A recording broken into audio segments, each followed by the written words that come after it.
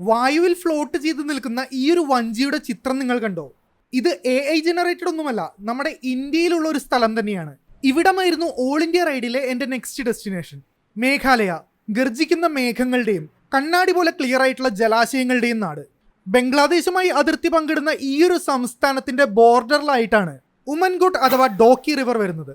ജൈൻതിയ മലനിരകളിൽ നിന്ന് ഉത്ഭവിച്ച് അതിന്റെ താഴ്വാരത്തെ ഡോക്കി ഗ്രാമത്തിലൂടെ സഞ്ചരിച്ച് ബംഗ്ലാദേശിലേക്ക് പോകുന്ന ഈ ഒരു നദി ഏഷ്യയിലെ ഏറ്റവും ക്ലീനസ്റ്റ് നദികളിൽ ഒരെണ്ണം കൂടിയാണ്.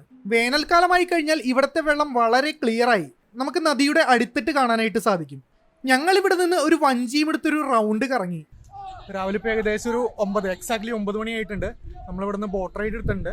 ഇവിടെ ഒരു ബോട്ടിന് 800 രൂപയാണ് ഇവിടെ ഗവൺമെന്റ് ഫിക്സ്ഡ് ആയിട്ടുള്ള റേറ്റ് ആണ് വരുന്നത്. അപ്പോൾ നമ്മൾ എടുത്തു കഴിഞ്ഞാൽ 45 മിനിറ്റ് നമ്മളെ ഇവർ ഈ പറഞ്ഞ പോലെ ഈ ഡോക്കി റിവറിൽ കൊണ്ടുപോയി കറക്കും.